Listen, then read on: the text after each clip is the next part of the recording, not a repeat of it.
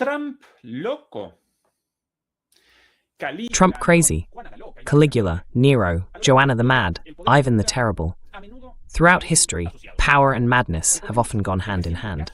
Let's recall the recent case of US President Joe Biden, who showed very clear symptoms of senile dementia and had to withdraw his candidacy precisely for that reason. And Trump? Does he want Greenland? He doesn't. Does he want the Nobel Peace Prize? He doesn't.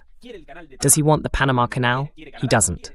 Does he want Canada? He doesn't. Could this erratic, unstable behavior, combined with a boundless pathological vanity, actually be a sign of sheer madness? Could we simply be witnessing a madman in the White House? Good evening, good afternoon, and good morning from Berlin, Germany. We begin the 324th broadcast of Demolishing Myths Talks, live. Mitos, charlas completamente en vivo. Muchas gracias por acompañarnos y recuerden, por favor, ayudar. Thank you very much for joining us, and please remember to give us a thumbs up and follow us on our social media, Facebook, TikTok, and Instagram. So many social networks, Fernando, that sometimes I can't even remember them all. And of course, don't forget to support us on our newly launched Patreon channel, where today we're presenting the third episode of Demoliendo Mitos Reacciones.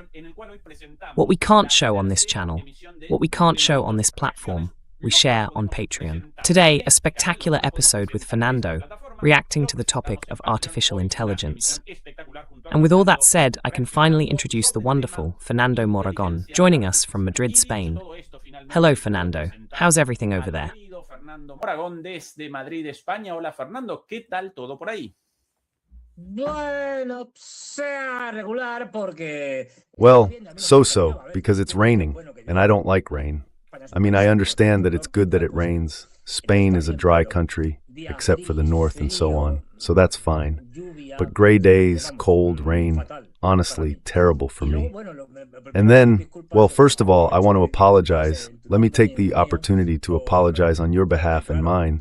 Because, of course, for example, that little memory lapse you had with Instagram, my own stupidity or absent-mindedness, so to speak. And these kinds of symptoms you'll see in this show, well, they're due to what's known as the Trump effect. It causes this kind of, when you've been watching him for a while, it causes these symptoms, right? Like dullness, memory loss. So yeah, and since I've been watching Trump videos today because there was a lot of Trump stuff, the Trump effect kicks in. Remember that. And well... Locura contagiosa. Locura contagiosa. Contagious madness. Contagious madness. Today, regarding the report on what happened in Davos, Trump's trip, his speech, the speeches of the European leaders, the humiliation of the European leaders, all those things already well known to all of us, I want us to start by deliberating on the possibility of a madman in the White House, right? Since Trump's arrival in government in this second term, all of us, political, economic, geopolitical, and geoeconomic analysts have made a huge effort to make sense of Trump's words and actions, often in vain, right?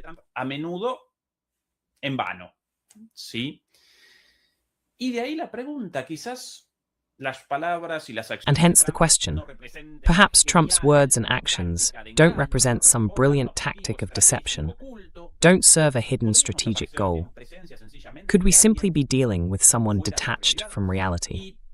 And since I raised this question, and since we're also going to address everything related to Davos, let's begin then with a reference to madness and power, or madness in power, with the words of the traitor to the nation, Javier Milei, the Argentine president, in Davos today in his speech as an example of madness and absurdity, of insanity, of mental derangement in power.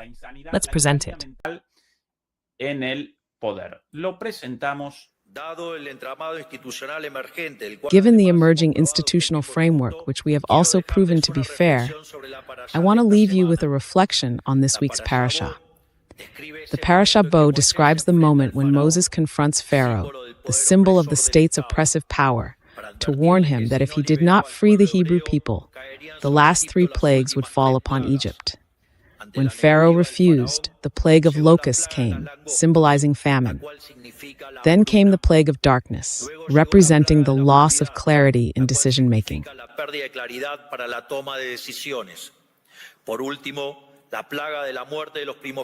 Lastly, the plague of the death of the firstborn, which reveals the fate of a society that denies freedom. The analogy with what is happening today in the West is strikingly clear. Some time ago, for some strange reason, the West began to turn its back on the ideas of freedom. And for that reason, right here, in the year 2024, I stated that the West is in danger as a result of having embraced increasing doses of socialism in its most hypocritical form, which is wokeism. In turn, in 2025, I explained the mental parasites that the left sowed in humanity. However, 2026 is the year in which I bring you good news. 2026 es el año en que les traigo buenas noticias. El mundo ha comenzado a despertar. The world has begun to awaken. The best proof of this is what is happening in America with the rebirth of the ideas of freedom. Therefore, America will be the beacon of light that reignites all of the West, and in doing so, will repay its civilizational debt as a gesture of gratitude toward its foundations in Greek philosophy, Roman law, and Judeo-Christian values. We have a better future ahead of us, but that future exists only if we return to the roots of the West, that is, to the ideas of freedom. May God bless the West, may the forces of heaven be with us, and long live freedom. Damn it.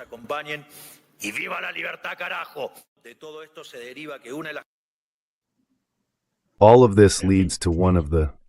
Anyway, he's completely confused, as we say here. He mixes apples and oranges, makes an explosive cocktail out of it. He's delusional, even more socialist, of what's falsely called socialism in Europe. Falsamente se llama socialismo en Europa. Ahora, Fernando, en este caso, además de... Now, Fernando, in this case, besides the infinite ignorance, besides the endless illiteracy of this man, who believes him? Yes, probably he does himself, but beyond how dumb he is, beyond how ignorant, beyond his illiteracy, and this mess, this senseless mix, coming from total ignorance, from a lack of education, well, it's pathetic. But here we can also clearly see a bit of madness, a bit of delirium, a disconnection from reality, don't you think? Socialist ideas, socialism, ideas of freedom. But where does this guy think he is? In 1900, late 58, early 59, in Havana, in Stalin's Soviet Union. Does this, to some extent, show a disconnection from reality, or is he just making an interpretive mistake? A una desconexión con la realidad o comete un error de interpretación. Sí, no. En modo alguno. Es decir, a ver. No. Not at all. Look, I start from the assumption, some more, some less, that every politician who holds some degree of power, especially at the state level, let's say in major powers like the United States and so on, has to make a great effort not to become disconnected. But surely they are, to a lesser extent, of course, because anyone, generally speaking, becomes disconnected from reality. Well, because you're in a position of power that, how should I put it, doesn't allow you to see things from an objective point of view, from what's really happening in society, in your society, in the world, and so on. You've become so distant from it that even if you have plenty of experts telling you the story, or perhaps because of them, there comes a point when you lose that connection. O a pesar de ellos, es decir, llega un momento en que ese contacto lo pierdes. Es decir, estás como en una especie de bola. It's like being in some kind of glass palace where you end up losing touch. That's why I remember, though I can't recall if it was Rajoy or some Spanish president, it doesn't matter which one, that on one of those silly, ridiculous shows, they asked him, or maybe it was Zapatero, whatever, right? They asked, "Do you know how much a cup of coffee costs?" He didn't know. Something that pretty much everyone knows, right? Why? Because they don't pay for coffee. No, I'm not joking. Come on. A prime minister goes around and doesn't pay for anything. None of them do. So they don't even know the price of a coffee or what it costs to go to the supermarket or anything like that.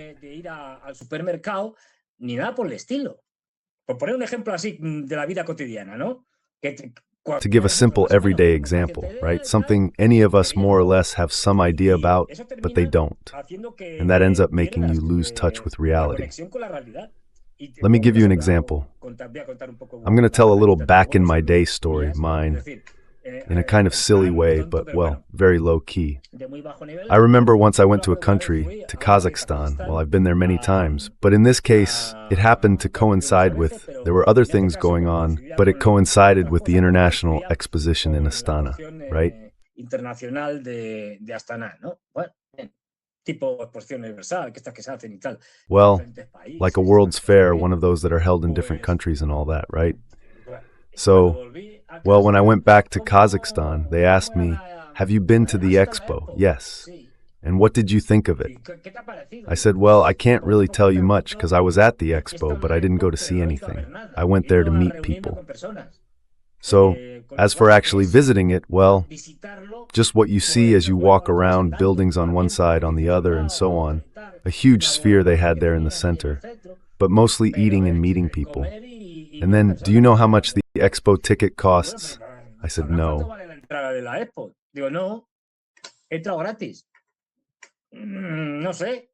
I got in for free.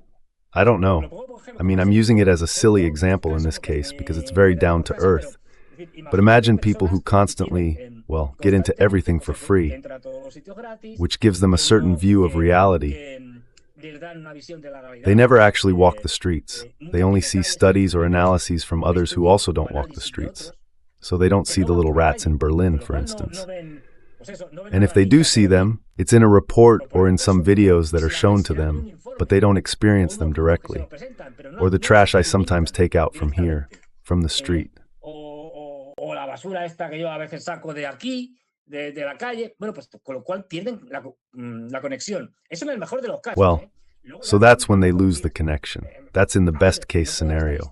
Then come the pathologies. I mean, I can't give you statistics, but studies have been done. I remember one, there's always one I remember, that I think was in London. Well, in that case, they weren't politicians, but it was something more or less in the same field, you know? They did a study of, well, I think it was, yes, no, it was about, I can't think of the word right now. Anyway, I'll keep telling you what I mean. They took 3 groups of people. 1, ordinary people, that is a control group. Personas normales y corrientes, o sea, un grupo de control. Luego, otro grupo que era. Then another group was made up of prisoners, high-level prisoners, right? And another one, the brokers from the City of London. So what was being measured there was, let's see if I can say it. The word's not coming to me. I had it in my head before. I'm a mess. This is called the Trump effect, as you know. That is, it was this, oh, damn. Not quifrenia, with a reference, not paranoia. Lack of empathy. Oh, I can't remember the word. Absence of empathy. Osteopathy. No, it has another name. Damn, it's unbelievable. I'm a mess. Yes, complete absence of empathy, and people who are therefore capable of committing all kinds of atrocities.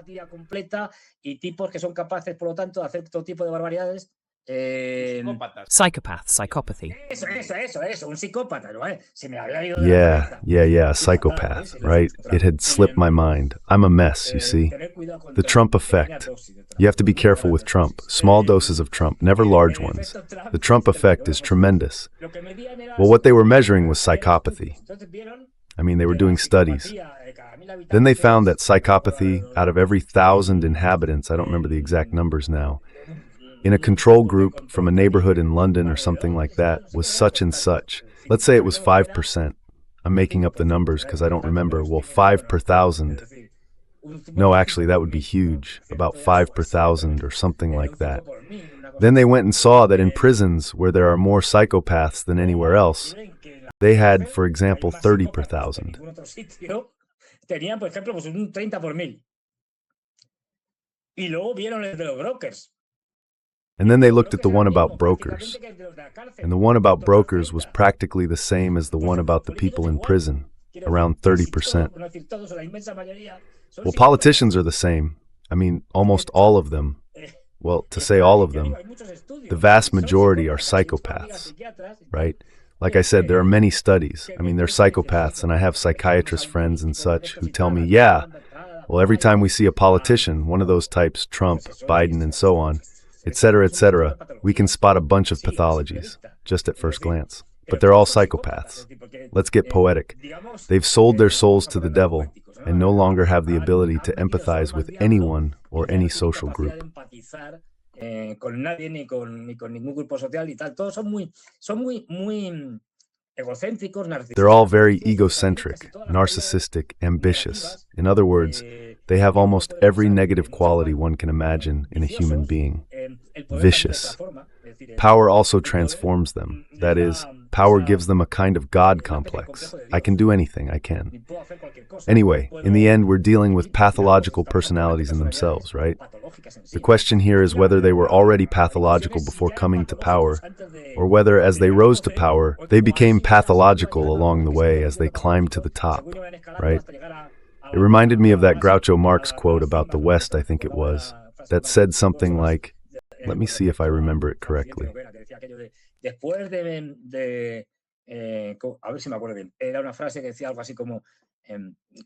was a phrase that went something like this. It was about the history of humanity and so on.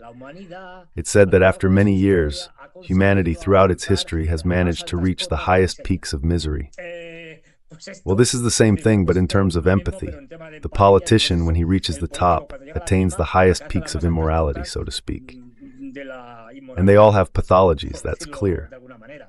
Otherwise, a normal person, if you suddenly make them president of the government, or even more of the United States, which is a place with enormous power, well, one of two things happens. Either they run away, or they end up turning into someone like Trump. I mean, Trump is the one who shows it the most.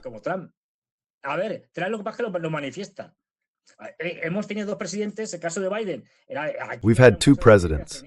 In Biden's case, it was already a case of senile dementia or some kind of age-related illness, but a serious one. The man couldn't even remember that his son had died of cancer. He said, "No, my son also died in Iraq."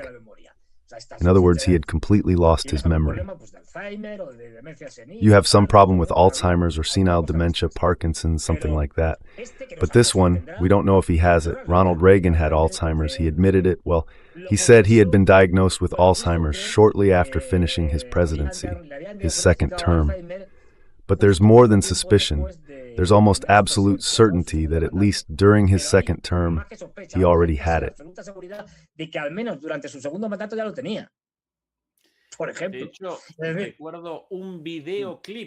In fact, I remember a music video by the British band Genesis, made with puppets. Reagan, as a puppet, appeared in bed, stupid, senile, completely out of it, being cared for by a nurse. And when he tried to reach for his dentures on the bedside table, he accidentally pressed the red button, and everything disappeared. That was the end of the video. A music video about Reagan's senility, made by Genesis during his second term. So, by then, his mental decline was already common knowledge. Of course, now that it comes to mind, someone who's almost certainly a psychopath, let's say 99.9% sure, is Tony Blair.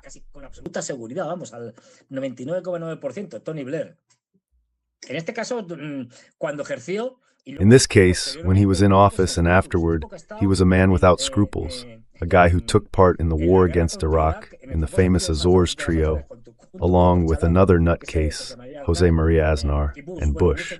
Well, Bush wasn't exactly the sharpest tool in the shed. I mean, Bush basically had the intelligence of a mojito. Well, Bush had been an alcoholic, he admitted it himself, right? He was a born-again Christian, a guy who could... I've always said it, in this particular case, one has to defend alcoholism, because Bush would have been better off staying an alcoholic instead of becoming a born-again Christian.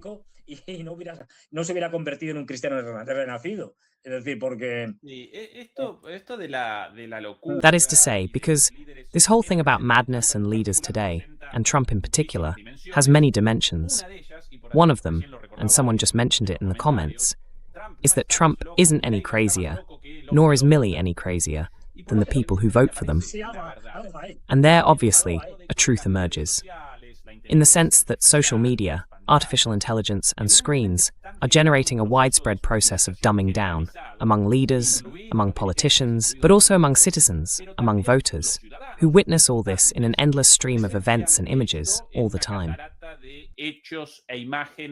Sin fin, todo el tiempo, una cinta de imágenes, cinta de videos, aparece Milei. A reel of images, a reel of videos. Millie appears with his nonsense about plagues. Trump appears saying, "I solved 8 wars, all made up." Sometimes he doesn't even remember between which countries. People witness that and don't react the way they might have in the past, somehow setting a limit to that disconnection from reality, because they too lack a connection to reality and appear in a parallel one.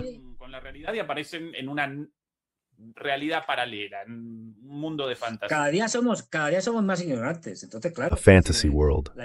Every day we're more ignorant. So, of course, ignorance leads you to this kind of thing. And in the end, if you laugh at the nonsense Trump says, or the other guy, or whoever, you end up voting the same way. Well, don't vote. If you have 2 options, in the case of the United States, option A, Democrats, and you've got Biden or Kamala Harris, an alcoholic, that's the nicest thing you can say about her. And option B, Trump, then just don't vote. It doesn't matter. It's already a matter of ideology. It's about the fact that the candidates they present to you in a presidential system, no less, are delusional. That's great. Or Hillary Clinton. Hillary Clinton is a psychopath too, for sure. I mean, she's proven it, aside from being many other things. I think Hillary Clinton's psychiatrist or therapist must make a fortune because they have to work overtime with her. Because really, the woman is a mess. But anyway, there's a movie.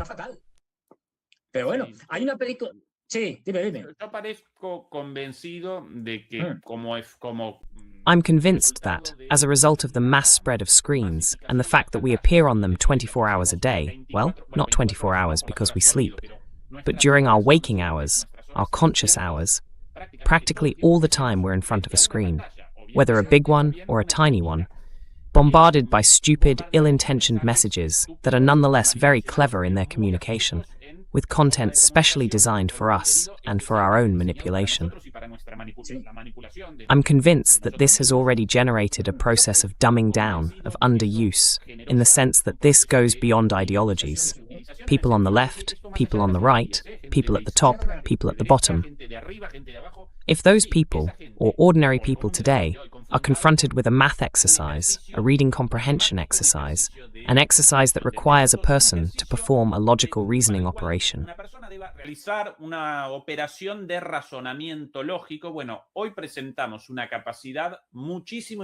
Well, today we show a capacity far lower than what we had 10 years ago, and even more so if we go back 20 or 30 years. And the younger people are, and therefore the more time they spend in front of screens, the worse it gets. That's for sure. Now then, beyond that, and sorry for insisting so much on the topic, today we're doing a broadcast about artificial intelligence with an expert, a real master, practically one of the pioneers, or at least someone who's been studying artificial intelligence since the 1970s. And among the many conclusions this man draws, he's very critical of the current situation. He presents this idea, right? The process of unlearning. Don't miss it. It's on our podcast channel.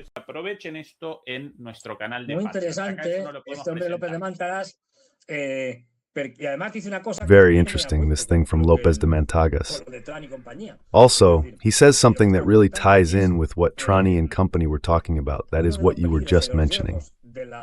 One of the obvious dangers and risks of artificial intelligence, which we're already seeing, is the loss of cognitive abilities. In other words, as we delegate tasks to artificial intelligence, we end up not knowing how to do things ourselves. I'll give a silly example. I'm going to write a report on whatever, on the history of Rome or on some kind of botany. Do it for me, and then it does it.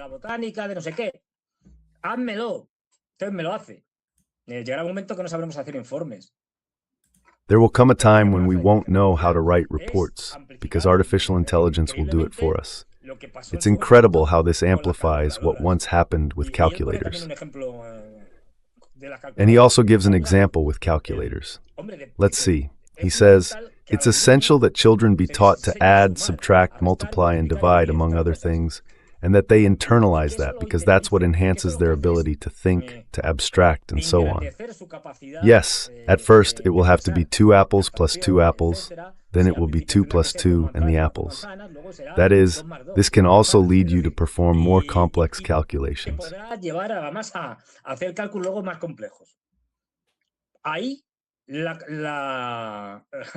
that case, the calculator has to be off limits. They can never, ever use it. It's a different story when you're doing, I don't know, derivatives or things like that, which are more complex. Then the calculations you have to do, or if you're already in a science degree, and among the calculations you need to make, as this person says, you have an operation at a certain point, and maybe you need to do an arithmetic operation, like subtracting 485,800 from 855,000. Well, since you already know arithmetic perfectly, to save time, that's when you can use the calculator for that.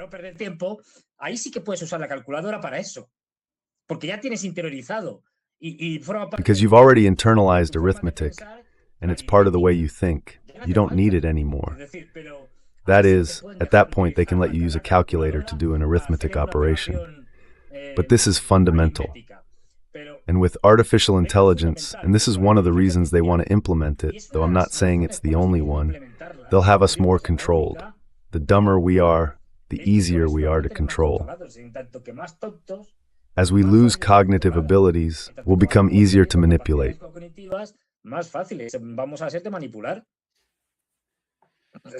Is that clear? By the way, yes, Fernando. No, I was going to tell something else, but you go ahead and tell that first, and then I'll tell the other one. An example outside of Trump, and then we'll get back again to the whole Trump Davos madness issue. This Kristalina Georgieva, today as well, none other than the president of the International Monetary Fund, made a statement, or rather participated in an event, a debate, about the situation in Ukraine, Ukraine's economic situation. Pay attention to this lady's advice to the Ukrainians, to Ukraine, a country right now on the verge of disappearing, not only its citizens, but even as a state. This is what this lady said today. You have to believe in yourself as In yourself, like a lion. Then you get up in the morning and say, oh, confidence matters. We still have electricity, heat, subsidies. They're subsidized for a reason. We know why the country is doing it, but that has to go. Why the country is doing it, but that has to go.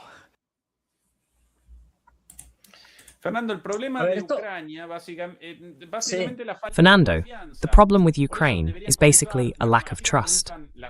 That's why they should start, just as managers start their mornings with a wow, by beginning the day in front of the mirror.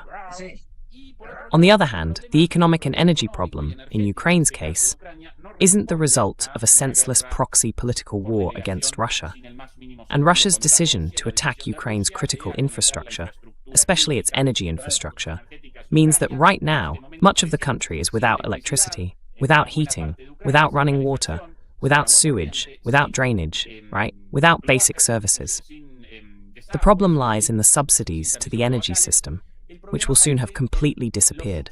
Those subsidies too, naturally.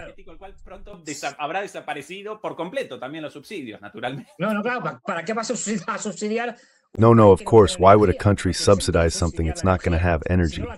It makes no sense to subsidize energy if you don't have it. But anyway, just think about it. No, from now on, when I'm invited to a show or something like that, I'm going to say, and they'll say, is this man crazy? And I'll say, no, this is a quote. I'm quoting the head of the IMF. And it's true, we're quoting her with her now famous phrase that will go down in history. What she said. Well, there are several things here. One, it could very well be that this lady is completely immoral, that she's, someone who's laughing in the face of Ukrainians at their misfortune, at the misfortune of others, of the civilian population. And say, come on, look at their mockery. I know they're having a hard time and they're being killed, but come on, have faith, comrades, you can win, ha ha ha, while I'm here with the heat on full blast and you over there electrified, freezing to death. It could be that, meaning that the CIA is mocking them, because those people are capable of that, right? In general, they don't have much regard for other people's suffering, do they? They only care about their own suffering. But it could also be, an ideological issue, right? Like, I'm anti-socialist, but not one of these current socialists, one of the real ones, the old kind. Understanding socialism as a preliminary stage to a hypothetical communist society, right? Pues bueno, pues que la tipa se ría. Well, anyway, so the woman laughs, and then she says, and I also have quite an ideology, right? Anti-hyper-liberal and anti. Well, I mean, to be in the IMF, you have to be hyper-liberal. That is, but anti-socialist, right? Like my lie. And then she says, no, the problem is the subsidies. Well, that wouldn't even be socialist, that's Keynesian.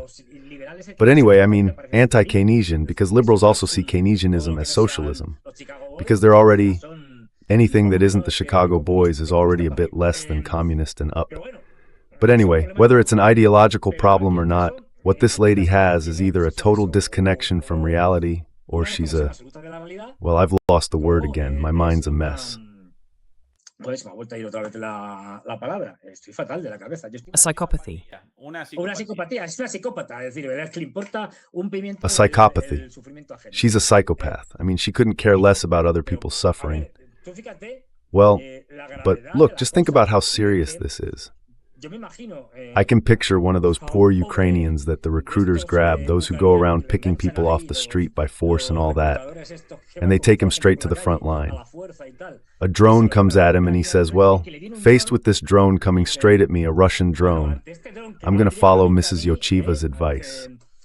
Confidence, lots of confidence. Yeah, sure, but the drone doesn't understand confidence, and it's going to hit you so hard it'll send you to the other world. Just like that. Of course, it'll send you to the other world with confidence, which isn't the same thing. I mean, being killed with confidence or being killed distrustful, that's a difference, you know?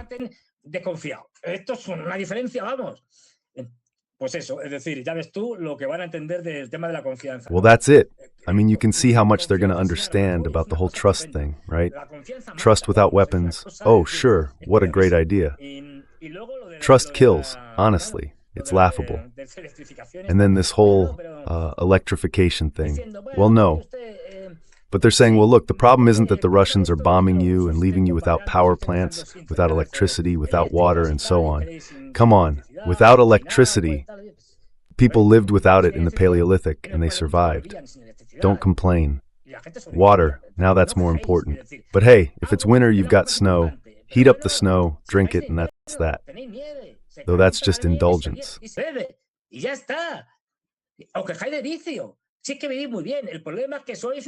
You're living quite well. The problem is that you're subsidized Keynesians. Let's get rid of the subsidies because you're too used to them. That's more or less what this lady is saying. I'm exaggerating. Let's get rid of the subsidies. You're too used to them. You live too well. This living well thing is over. Time to get the message. In that, she's right. That is, the West, and not just the West, is done. The era of living well is over.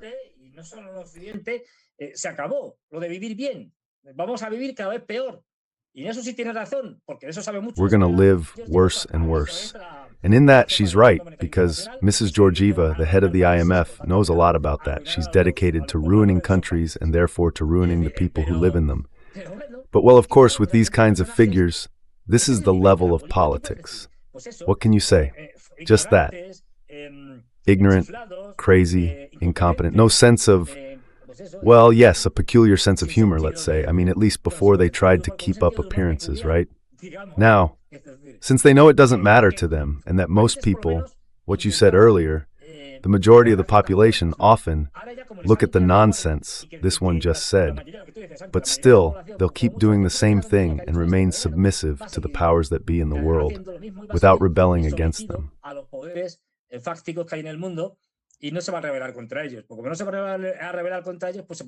Because, since no one is going to rebel against them, they can afford to say whatever they want and nothing will happen.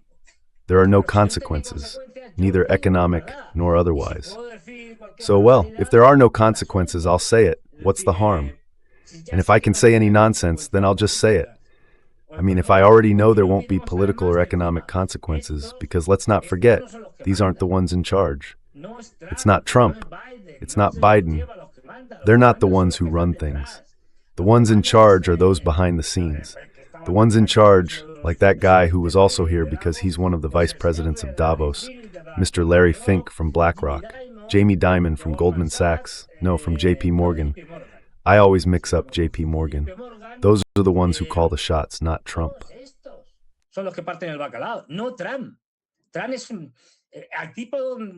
Trump is the kind of circumstance they decided to put in place because, well, it suited them, and tomorrow they can remove him, either by making the Democrats win, or who knows, for whatever reason, or because they stage an attack and take him out. It doesn't matter. I mean, they're not the ones in charge. These guys aren't the ones who ultimately decide. And that's what Davos is for. I mean, let's not forget that there are really two forums in Davos. One, the public one, the one we see images of and all that, because it's done with journalists there. Those things, those crazy speeches by Milley, Georgieva, and so on. And then, where things really get cooked up, which is in private rooms, some with saunas and that sort of thing. But anyway, in private rooms, at private lunches and dinners, about which nothing is known.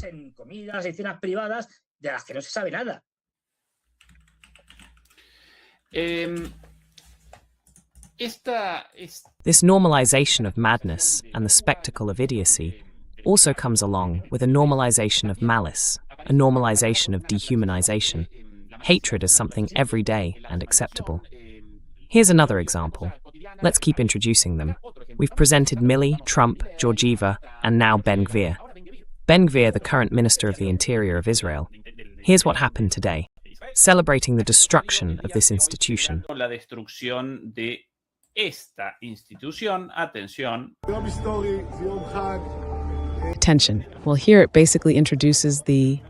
Básicamente presenta a la UNRWA en inglés, Ben Gvir, como UNRWA, in English, as one of the United Nations agencies dedicated in particular to refugees, and above all, to the delivery of food. Yes, the most basic human needs for refugees. Above all, in the case of Palestine, in Gaza, although also in the West Bank, it portrays them as sympathizers of terrorism and appears to celebrate exultantly the destruction of one of this United Nations agency's buildings. Just like that, Fernando, this. Como si nada, Fernando, esto... una agencia de las Naciones Unidas que no es precisamente anti-israelí. No, a United Nations agency that isn't exactly anti-Israeli, like all UN agencies. I mean, they're not. But anyway, it was dedicated exclusively to helping the Palestinians. It was an agency created to provide aid to the Palestinians, especially those in Gaza. And in fact, the Israelis have killed quite a number of UNRWA members. I mean... de miembros de la UNRWA, es decir... The Spaniard, Fernando, the United Nations Agency, the United Nations Relief and Works Agency for Palestine refugees in the Near East, has existed since 1949. Israel had never had a problem with it before. Now they're directly destroying the buildings and the food meant for the refugees.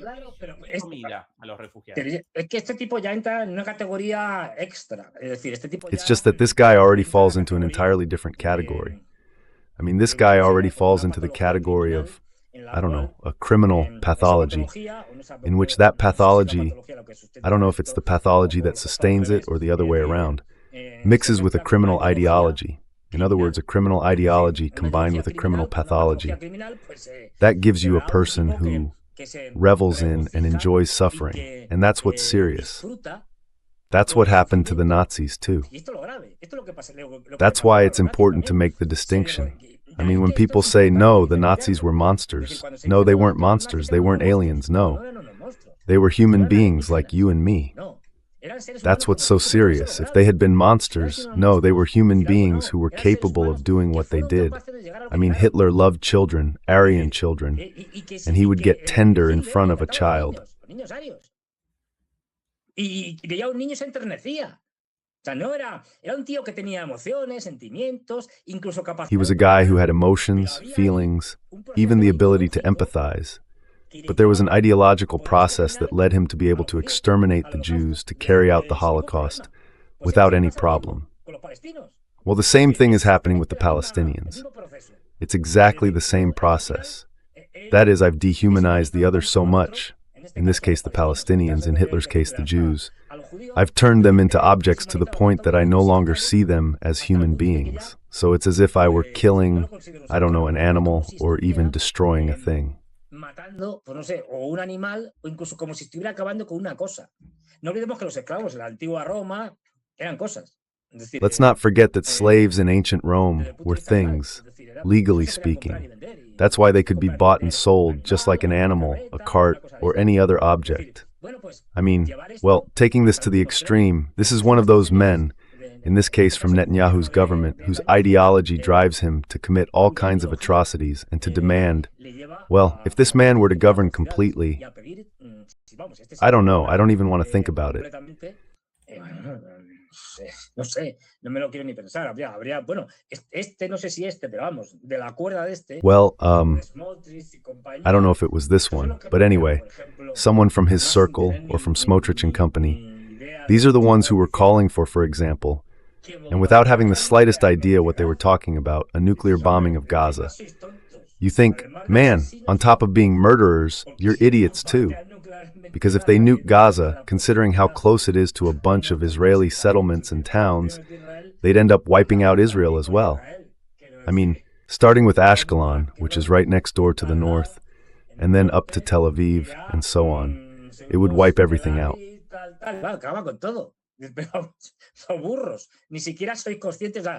They're idiots. You're not even aware that if you have an atomic bomb in Gaza, you're not only going to kill the Palestinians, you're going to kill yourselves. But anyway, I mean, people end up saying these outrageous things because you've dehumanized the other side in a different way. And it's a problem that not only occurs, this should really be studied sociologically, and I'm sure there are studies out there, but that it doesn't just happen with specific individuals who come to power, it happens in entire societies. German society, for the most part, supported Nazism. Let's not kid ourselves. That's how it was. For the most part. There were people who didn't, but most did. Many of those who didn't had already left, which meant there were more of those who did left inside.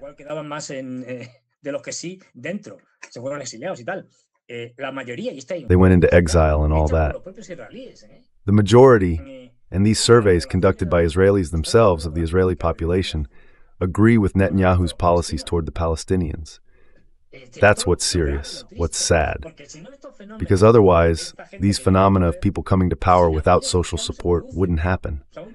I mean, if some nutcase ran for office saying we have to get rid of the Basques, the Galicians, the Andalusians, whatever, the Madrilenians, for example, here in Spain, and since there isn't a society willing to go along with someone saying they should all be exterminated, shot, and so on, well, he wouldn't get even 5 votes. So, if you come to power with that message, it means your society is sick.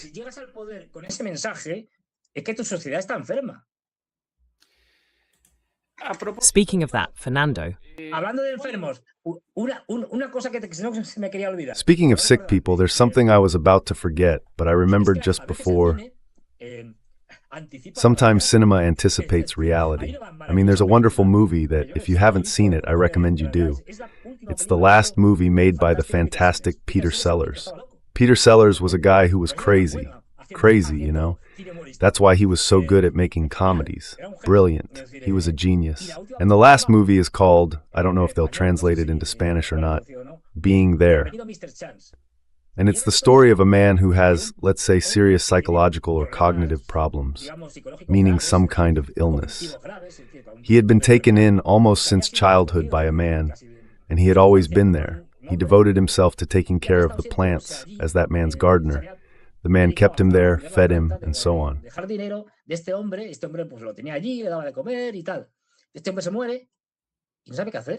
This man is dying, and he doesn't know what to do, because he's always been there with him, watering his little plants and all that. He only understands plants. He doesn't know the world, and suddenly, he has to face the outside world. He leaves his house because, on top of everything, it gets repossessed or taken away, I'm not sure, and he goes off with his suitcase. Well, a whole series of things happen to him that I won't go into. I'll just say he ends up becoming president of the United States. This Reagan, this Biden, this Trump. It's a movie from the 70s, you know? Yeah.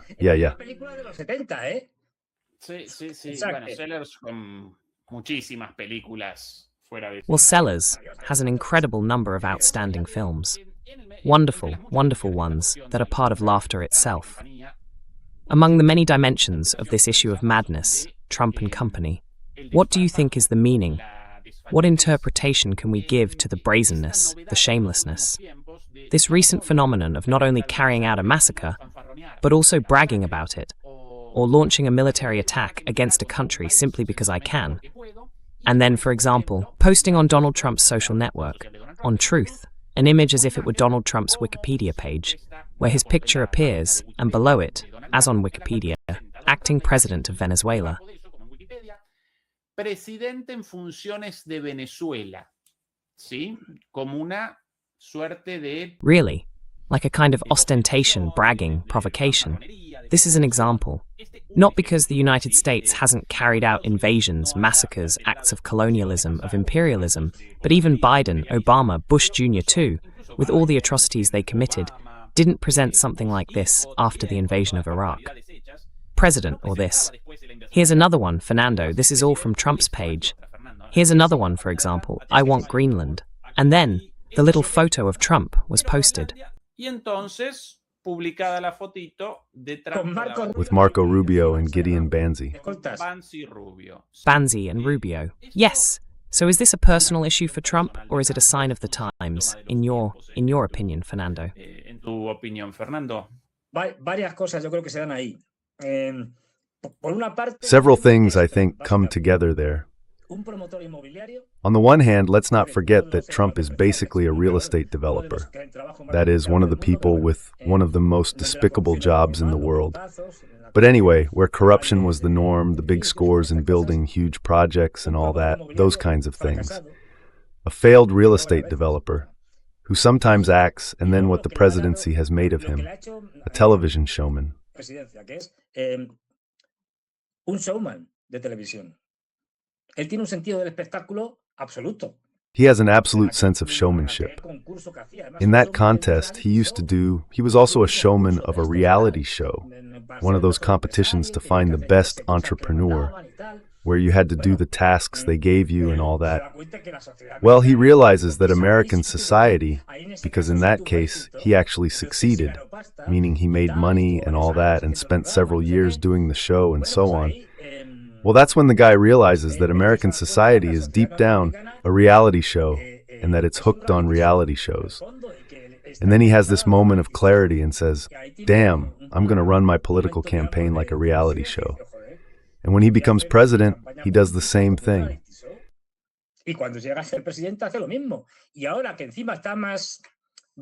And now he's even more, let's say, out of control.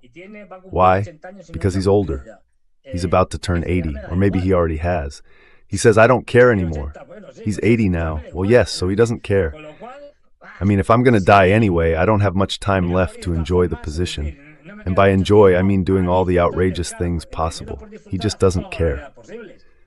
I'm going down in history, for better or worse, he says. And well, all those elements come together.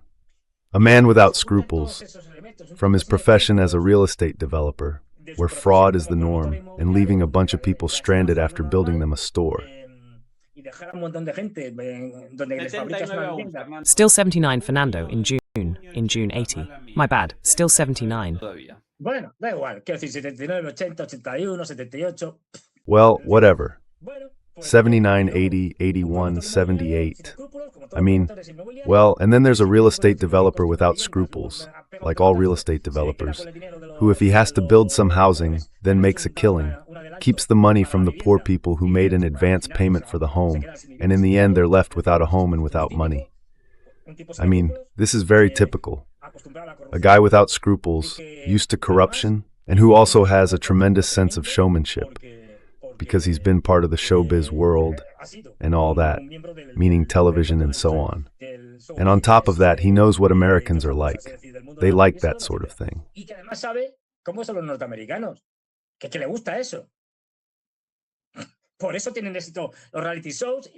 That's why reality shows are so successfil. And as a result of American cultural influence in Spain, just to give an example, reality shows are a hit. Gran Hermano, Big Brother, in other words, it works here. It's been on for, who knows, maybe 20 seasons, 1 or 2 a year. It must be the oldest show on Spanish television.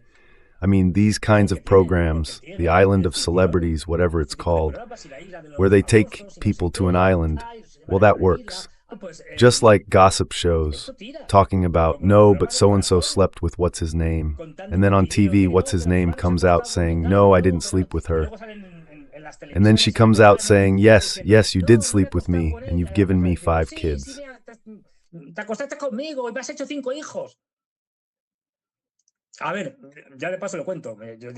Let's see, I'll just say it while I'm at it. I'm saying this because I've met people who worked in television, and all these kinds of scandals that the media put together are fake, most of them. I mean, they're staged. You do an interview with someone from the celebrity world. Let's be honest, it has to get ratings. You can't just tell me something really dull. So it has to, cry at some point. When they ask you a certain question and say, how are you handling your breakup with so-and-so? Then you say, oh, wow, terribly, because I'm going to tell you, I can't go on, and so on, whatever. All of that is written into the contracts. Todo esto está pactado en los contratos, no es de coña, ¿eh? Y esto, el tema de Gran Hermano. I'm not kidding, okay? And this is about Big Brother. I met 2 girls who worked in production and all that, on Big Brother. This thing is practically scripted. They're not really acting freely. Every now and then something slips out that's off script, but more or less the general lines of what they have to do or how each of them should act, playing a role, are given to them. In other words, it's a scam. They're not really people locked in a house, each behaving however they want. No, they're being told what to do, when to cry, when to laugh. And now you hook up with so-and-so?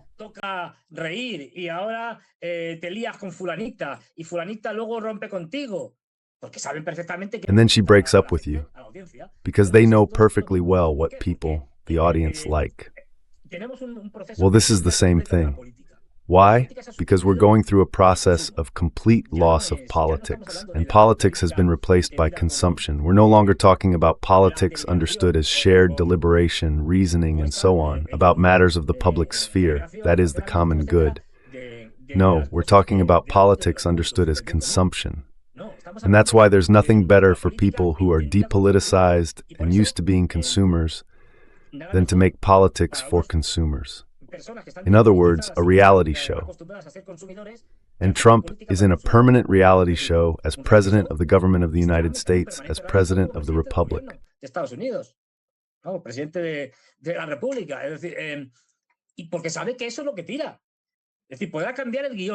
Because he knows that's what draws people in.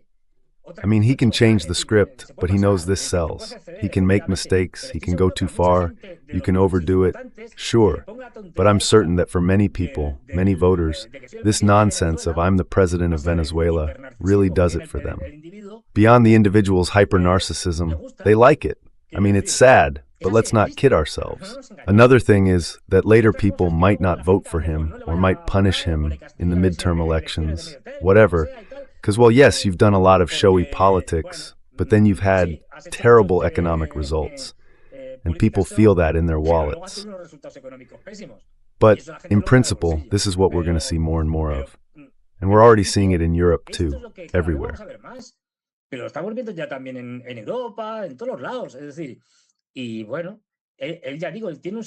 I mean, well, as I said, he has a very developed sense of politics as a spectacle, so he takes it to its ultimate consequences.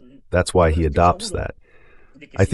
I'm sure that if you deal with him normally, he's not the Trump we're seeing. I'm not saying he's better, okay? He's probably just as disgraceful, but he's not a disgraceful person, let's say, acting like a bad character from The Godfather, which is what we're constantly seeing. Well, they ask him something and he says, like, I'm going to, or things like, we'll see, and so on, whatever. He acts like a neighborhood thug. He's a character, even if there's some truth to it.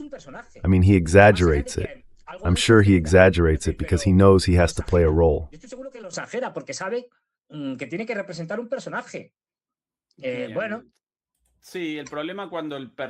Yes, the problem is when the character ends up possessing the person. When the person abandons the character, and the character conquers the person. Speaking of Davos, yes, of blunders and also of bowing down. In Davos, basically, beyond the humiliations of European leaders and a few jokes here and there, he didn't deliver a dissonant or extremely disruptive speech. In fact, he rejected the possibility of using force to acquire Greenland. And now he's presenting this, just hours after his speech, on his social network, just a little while ago, the following post. En su red social de hace un ratito nada más, la siguiente publicación. Tras una reunión muy productiva con el secretario general de After a very productive meeting with NATO Secretary General Mark Rutte, we have established the framework for a future agreement regarding Greenland and, in fact, the entire Arctic region. This solution, if finalized, will be very beneficial for the United States and for all NATO countries. Based on this understanding, I will not impose the tariffs that were set to take effect on February 1st. These tariffs against Europe, right? Additional talks are taking place about the Golden Dome in relation to Greenland. La cúpula dorada en relación con Groenlandia, otro delirio más, lo de la cúpula dorada, total y absolutamente. Another delusion, that Golden Dome thing, completely and utterly detached from reality. A delusion. It wouldn't intercept absolutely anything, according to US missile scientists. More information will be provided as the talks progress. President Vance, Secretary of State Marco Rubio, Steve Witkoff, and others, as needed, will be responsible for the negotiations. They will report directly to me. Basically, what's being presented here is the idea of purchasing, of acquiring, not capturing Greenland. And there are already some statements about advances on that front.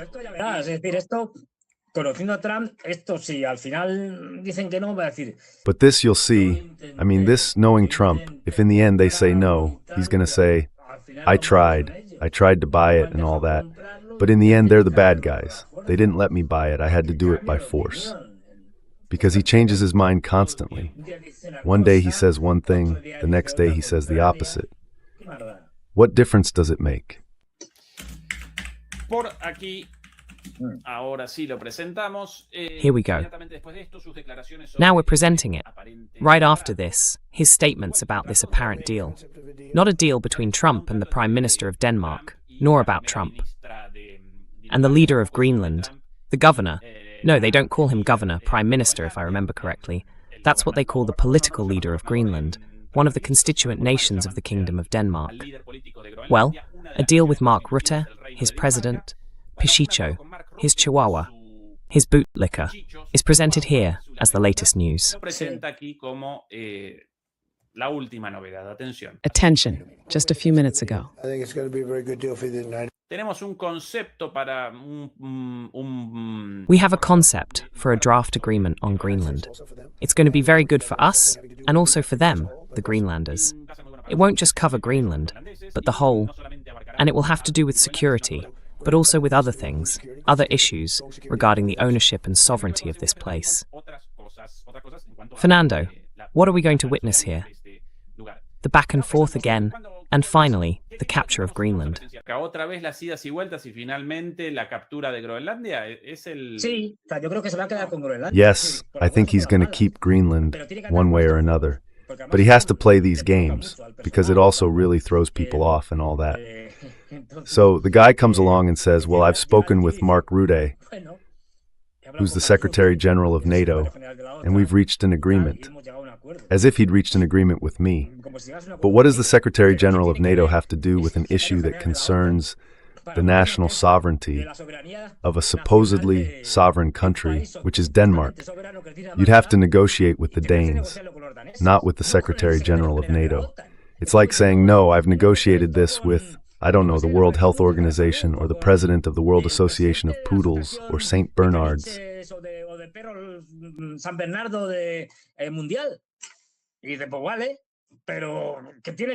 And he says, well, fine, but what does that have to do with anything? I mean, that's it. It's a way of, I think in these places it's going to be done right. He keeps changing direction, making sudden turns so that his own people are always thrown off balance. And now, well, I'm going to invade. No, now I'm going to buy the territory of Greenland. No, now I'm not buying it. This is also, moreover, for the public eye. Then, what's going on behind the scenes we saw with Trump's latest posts, meant to bash Macron and also to further humiliate Mark Rutte. They appeared several times, with Macron saying, no, it's just that, puffing out his chest, we're going to disconnect from the United States, we'll do our own thing, whatever.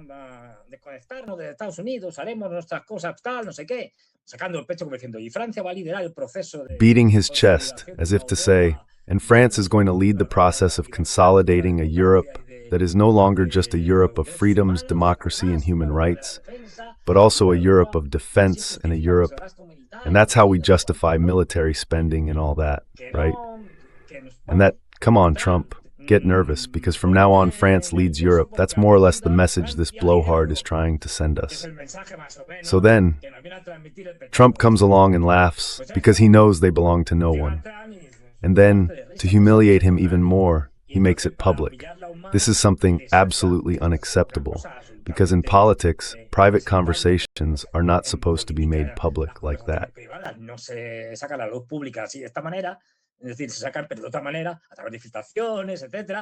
I mean, they come out, but in a different way, through demonstrations and so on. But you don't go around posting it on your social media.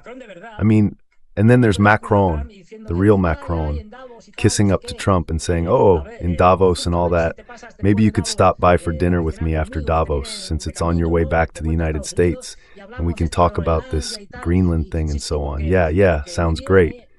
Huh? Of course, Macron, when he sees this, the guy is so dumb that instead of facing him directly there in Davos, he ran off to avoid running into Trump. He left before Trump even departed the US. He was already gone because he's afraid of him. He's a nobody, a lightweight.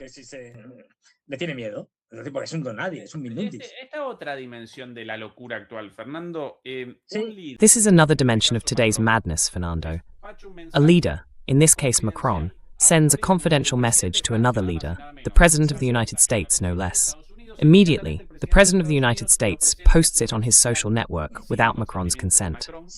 Yes, I've spoken about how serious this is in diplomatic terms, but it seems like a prank, a Trump-style joke, a stunt, a stroke of genius.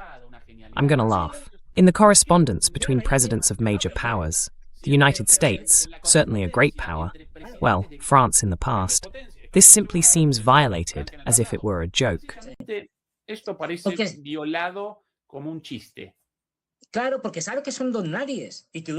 Of course, because he knows they're nobodies, and that Europe and its leaders are nobodies, and we Europeans are nobodies. Our country is a mess. You think he'd do that with Putin or Xi Jinping? It wouldn't even cross his mind. Why? Because those guys are serious, and on top of that, they're major powers, meaning not just nuclear ones. So he treats them with respect, and he says no, because Putin is really nice, and Xi Jinping, don't even get me started, I get along great with them. But he doesn't leak their private conversations. He does that to the ones who are a bunch of bootlickers, the ones he knows don't matter at all. And he slams his hand on the table and says, enough of this nonsense. And all of them go, yes, well, we already saw that.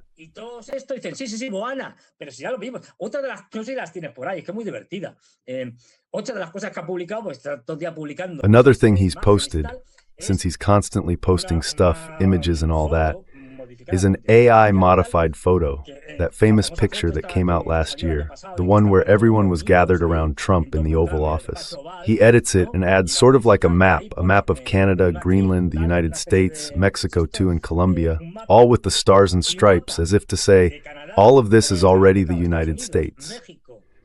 I mean, no one has said anything. I mean, none of the leaders. It's just that they can afford to laugh at these people, because they already know they're not serious. I mean, I don't know if you have the photo around. It's really good, because it actually has a bit of history behind it.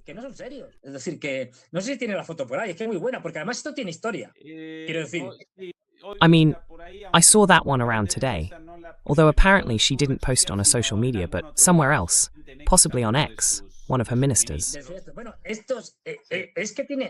Well, it's just that no, I mean, you look at the picture and it says that, look, it's almost key.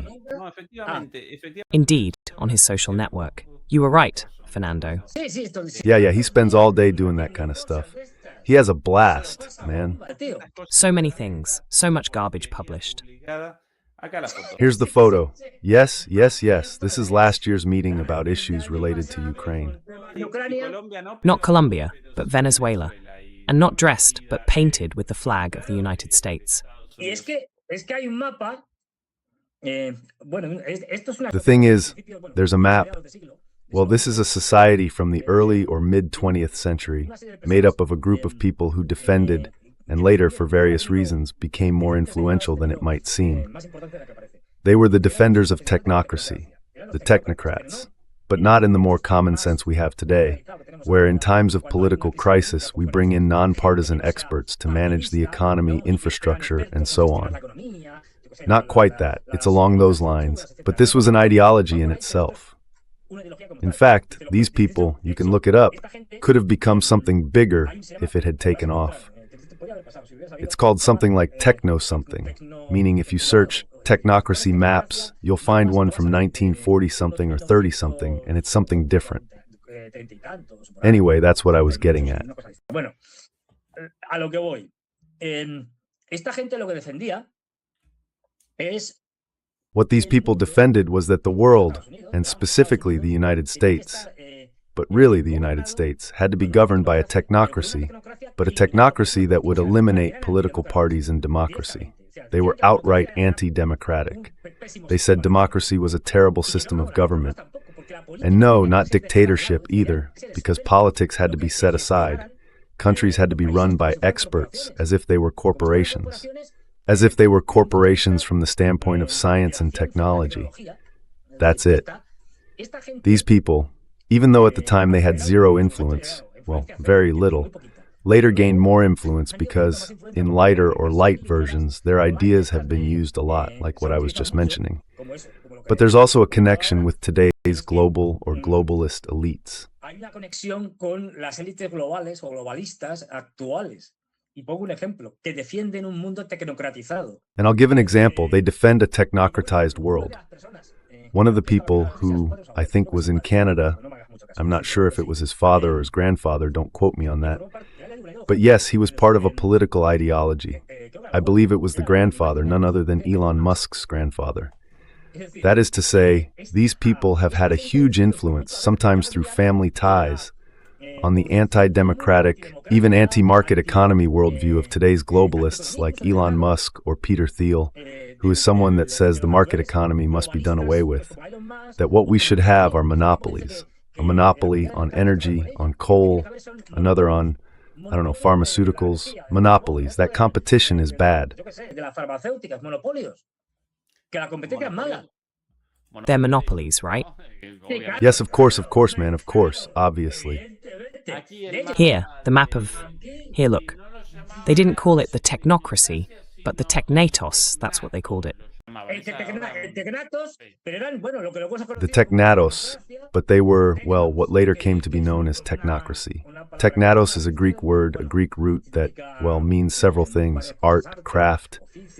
And look, it's no coincidence. We take out Mexico, but Canada, Greenland. Here it also takes a little piece of Colombia. But anyway.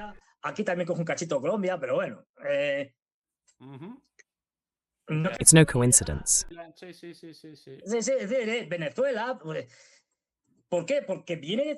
Venezuela. Why? Because it comes from that whole era.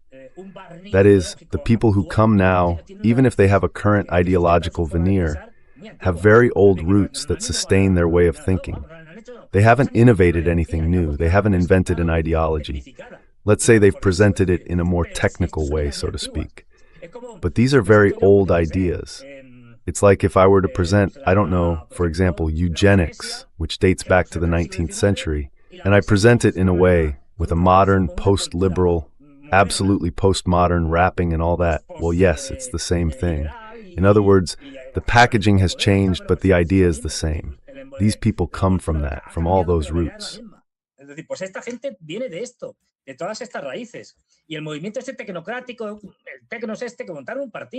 technocratic movement, this techno thing, they even set up a political party and everything, there were just a handful of them. But later it really took off because, as I said, many of these opinion leaders, because that's what they are, opinion leaders. Well, look, Elon Musk. Every time Elon Musk posts some doctrine on X, it gets millions of views. People hanging on to whatever he says. Yes, or if not hanging on, at least forced to see it. like current TV shows, which are also niche. What I mean is, that's how they think. It's like transhumanism. Well, transhumanism, I'm not going to go on about it here, but it's not something new either. I mean, they've dressed it up with a bit of modernity, but it goes way back.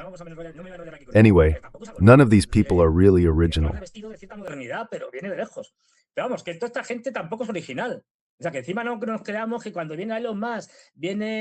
I mean, let's not kid ourselves.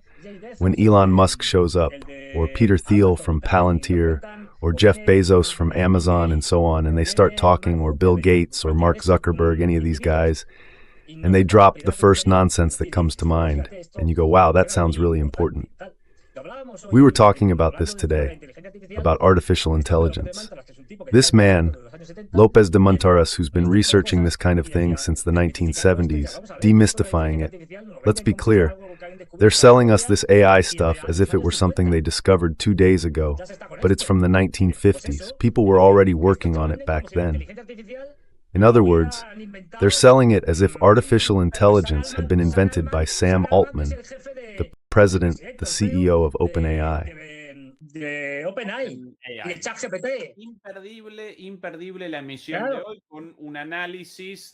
Don't miss today's broadcast, featuring an analysis by Fernando and me of the interview given by Dr. Ramón López de Montaras.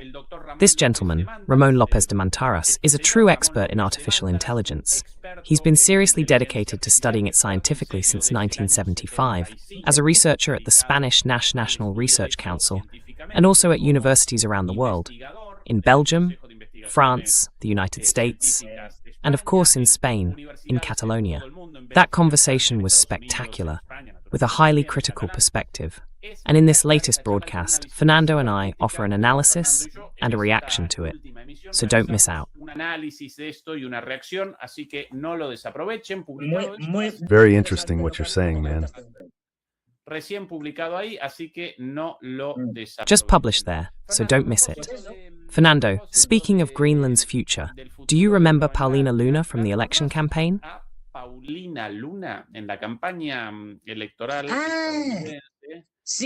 Yes, a senator, congresswoman, yes, from one of the chambers of representatives, yes.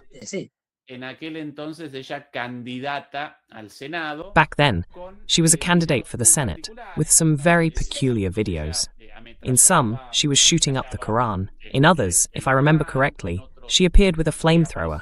In another, with a machine gun. And in yet another, wearing a very sensual swimsuit. She had quite a nice figure, didn't she? What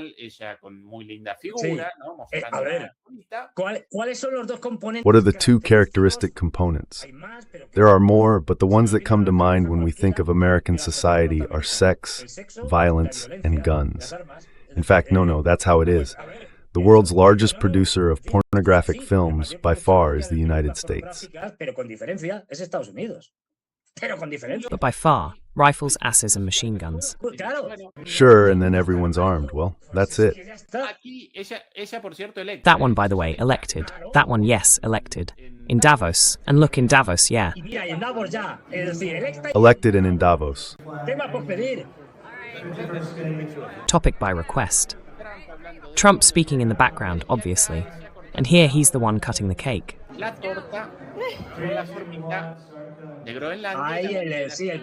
The cake shaped like Greenland.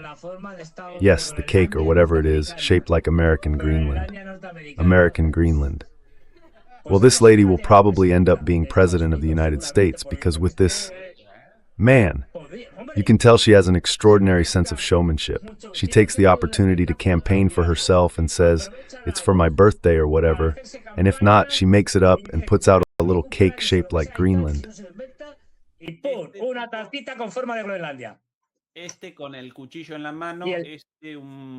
This man, with a knife in his hand, is a politician from one of the new far-right groups in Romania. A patriot. A patriot. This strange new nationalism of so many groups, not only in Europe but around the world, of the new far-right, giving away a piece of territory.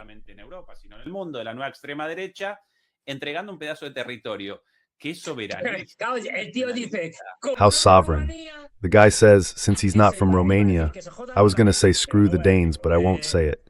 Of course, let the Danes deal with it. If this is about Denmark, as long as they don't mess with what's mine. But anyway, I've already said it, just so we get an idea of what Europe is and the degradation of every kind, political, moral, everything. I mean, and solidarity. Oh, European solidarity. How great European solidarity is. For example, Donald Tusk has already come out saying, "Don't count on me, okay? If the Americans attack Greenland, we're not going to defend them. We're not going to play the fool like the Germans, who send 15 guys there and then they come back. Not even that. No, no, no. We're going."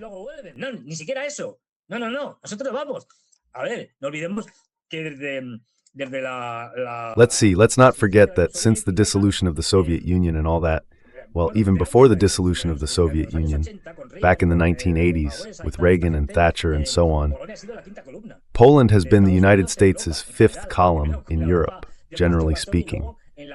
First in the Europe of the Warsaw Pact and later in the Europe of the European Union.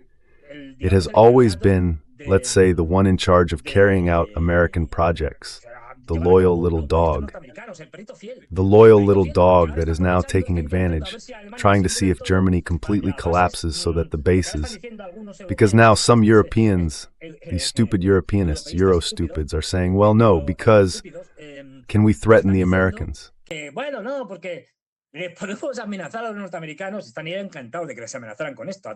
They're delighted to be threatened with that, Trump in particular, because what he wants is to pull the troops out of Europe. Can we threaten them with kicking them out of Europe?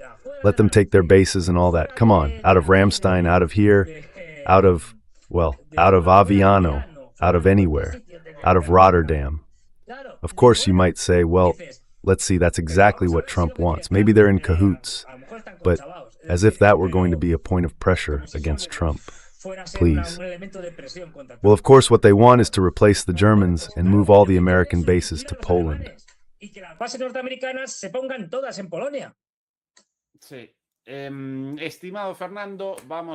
Dear Fernando, let's wrap up here by reminding our supporters to join us. First with a thumbs up, then on our social media, TikTok, Instagram and Facebook, and of course also on Patreon, where we share what we can't show here. For example, today, our analysis of Ramon Lopez de Mantaras' interview about artificial intelligence, offering a perspective completely opposite to what all the major media outlets are selling.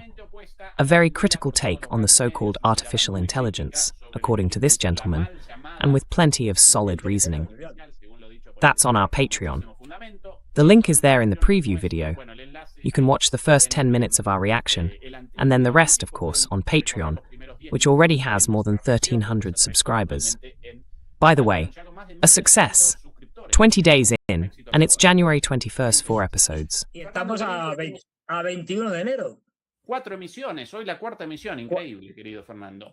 Today, the fourth broadcast. Incredible, dear Fernando. Dearest Fernando, we'll be back here on Sunday, on Friday actually. And well, you with your shows on Monday and Tuesday. Monday, Juan Antonio's show. Tuesday, mine. Tuesday indeed. Dear Fernando, a hug, and see you soon. Bye-bye. See you later.